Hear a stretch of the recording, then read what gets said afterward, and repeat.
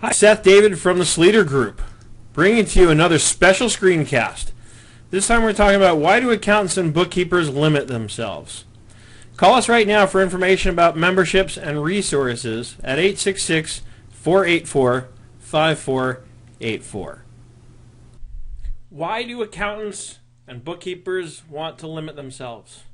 I was just in a training with somebody this week, the week I'm recording this. Of course, by the time you're watching it, it might be much later, but the point being that if you put it in context, the reason I'm recording this is because I was in a private training with a bookkeeper who has worked with me a number of times, and she made a comment to me that, she quote unquote knows that she has to just focus on a few industries and not get too, spread too thin, I guess, was the essential message.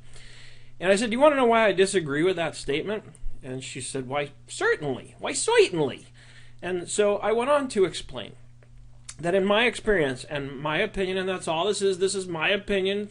I'm probably going to get some people mad when I say this, and of course that's partly the idea, is to shake, rattle the cage a little bit, because I know a lot of people feel that way. A lot of people feel you should stay focused on just a couple of industries.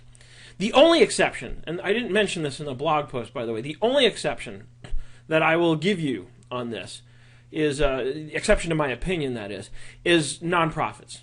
And the reason why is the very same reason that I think you can take on as many industries that are for-profit as you ever want to.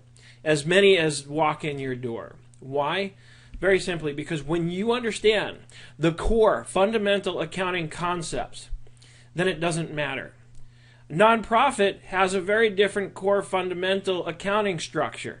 They have fund accounting. It's very different. That's where it does change. So if you know nonprofits and you like to live in that world, my hat's off to you. That's something I have stayed away from.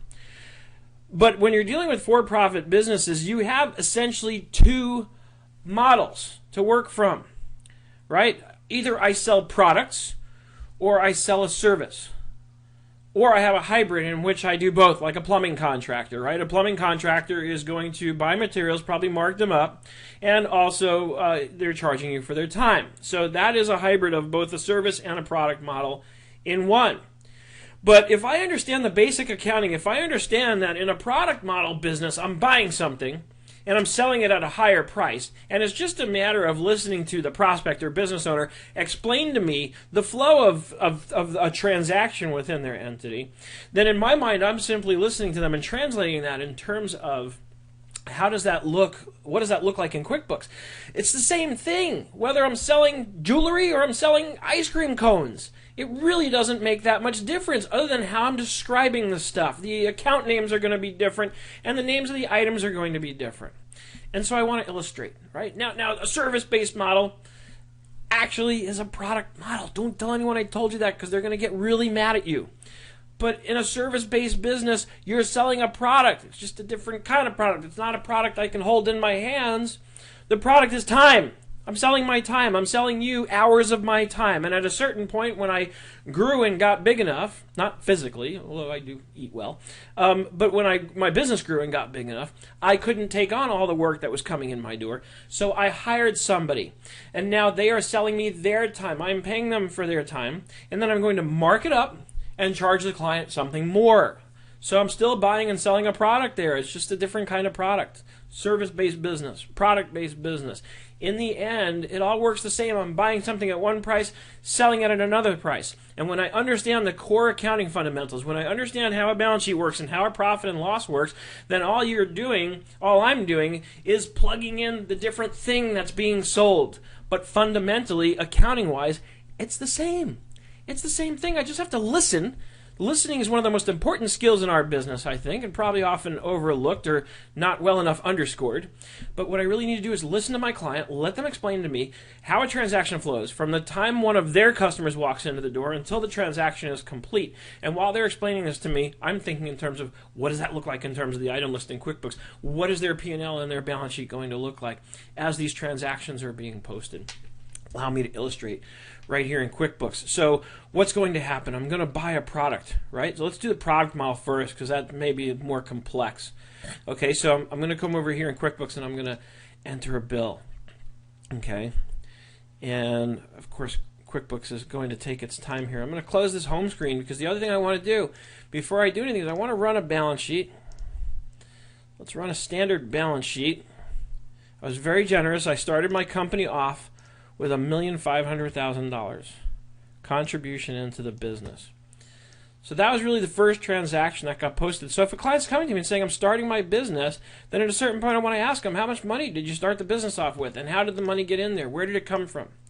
Right? Because that's the first transaction I need to post in any business, in theory, unless they went out there with just an idea and sold the idea without having to go to any expense and they didn't need to start with money. And in that case, maybe the first dollar they took in came from an actual sale. But in most cases, we're going to need to start off the business. If nothing else, I got to open up a bank account, and the bank's going to ask me to put $100 in there or $500 or whatever the bank requires. So let me change the date range on these reports to all, so you can see there's no tricks up my sleeve. So what's going to happen? I'm going to purchase products from some vendor. And let's add them in here real quick. I'm going to skip over this part. Let's go right down to the items because this is where it's happening. This is where it happens, folks. So I'm going to purchase a product I sell, okay? And I've already, taken the time to fill some of this in. So the product I sell is costing me $6, and so I want to buy 100 of these, okay? So it's going to cost me $600. Okay, I'm going to buy 100 of these. This is simple, and it doesn't matter. That's why I called it a product I sell, because this could be electrical supplies, it could be ice cream cones, it could be anything, right? If I'm selling ice cream cones, then I need two products, one for the cones, one for the actual ice cream that I buy, right? And then I might have an assembly item because I'll put together a finished cone. I'll put a scoop of ice cream on top of that cone and sell it. And I have to figure out, what does that scoop of ice cream cost? Well, I buy a container that has maybe 5 gallons of ice cream, and I have to figure out how many scoops I can get out of that container, right? And divide the cost of that 5-gallon container by the number of scoops that I can get out of it, and that way I can figure out what my cost is per scoop. And that's what I want to think about when I go into my item list later and I create my finished product, which is an assembly item, okay? So again, you can fill that blank though with anything. It doesn't have to be ice cream and ice cream cones. It can be, wires and light bulbs. It doesn't matter. This is my whole point. Accounting-wise, it's going to work out the same in the end. The bottom line is, when I purchase this product, when I purchase the product I'm going to sell, that initial purchase needs to get onto the balance sheet in the inventory account. And because I'm purchasing it by way of entering a bill, the assumption is I'm going to pay for it later. It's going to go into accounts payable. So let's save this. Okay, and then let's refresh my balance sheet after I tell QuickBooks to always refresh the report. And I come over here, and sure enough, there's my $600 worth of inventory and my $600 payable. Notice nothing happened on the profit and loss because I didn't sell anything and I didn't incur any expenses yet. What a lot of people might think of an expense as an expense is here in the inventory. Now I'm going to sell it. So my customer walks in the door, always right, incorporated. Add them in real quick. All right, quantity, I'm going to sell 2 of them. 2 of a product I sell. Okay, I'm selling them at $18 a piece. The total sale is $36. Now I'm going to see some action on the P&L. But again, fundamentally, whatever that product is doesn't really matter. What matters is that $18 is about to, or $36 rather, is about to hit my P&L in the form of a sale. And then I'm going to have that same $36 hit my balance sheet in terms of accounts receivable. And then the inventory is going to get reduced at cost. The inventory at cost, the cost of 2 of those is going to come out of inventory, and it's going to go into cost of goods sold on the profit and loss. Watch this. It's like magic. Save and close. Done. There's my sale. 2 of those at $6 a piece cost me $12. There it is. Refresh the balance sheet. I have my $36 receivables. I now have only $588 worth of inventory on the books. And I still have my payable because I haven't paid for it yet. Do you see what I'm saying, though? It doesn't matter. I just called it a product I sell. You can replace a product I sell with anything that anyone sells, no matter what industry they're in. It still works all the same. So then you say to me, but Seth, I have a manufacturing concern. I build products. Okay, great. All that means is I'm buying the raw materials first, then creating a finished product before I can sell it. There's cost in the raw materials. Those costs get combined to create the finished product, and then I sell it. What does that look like in QuickBooks? Is like this, my finished product. Right? So I create an item called my finished product. You can replace that with anything that you sell that you have to manufacture. And down here I tell QuickBooks how it's made. It's made with 2 of a product I sell. So I take 2 products that I sell at $6 a piece, combine them for a total cost of $12, and that's what goes into my finished product. Then I'm going to go build my assemblies. Not rocket science, really. It really isn't, I swear. So, I need 2 per item. How many do I want to build? Quantity to build down here. It took me a minute to figure out where that was. I don't know anything about QuickBooks. Okay, so let's say I want to build 5 of these. So I need 10 left. I've got plenty. Okay, so I say build a new. Now let's look at what happens to inventory. Absolutely nothing happens to inventory because I didn't add to the value of my inventory. All I did was transfer costs from the raw materials to a finished product. So now if I come over here, I have 5 of here in the finished product and only 88 in a product I sell because I've used 10 of them. It was 98, remember, because I just sold 2 of them. So I had 98. I just used up 10 more or 5 more, 80. You get it. So now I can just go sell that product. Now when I sell that, that's going to make a difference. That's going to affect my inventory account and my profit and loss. So let's invoice always right again.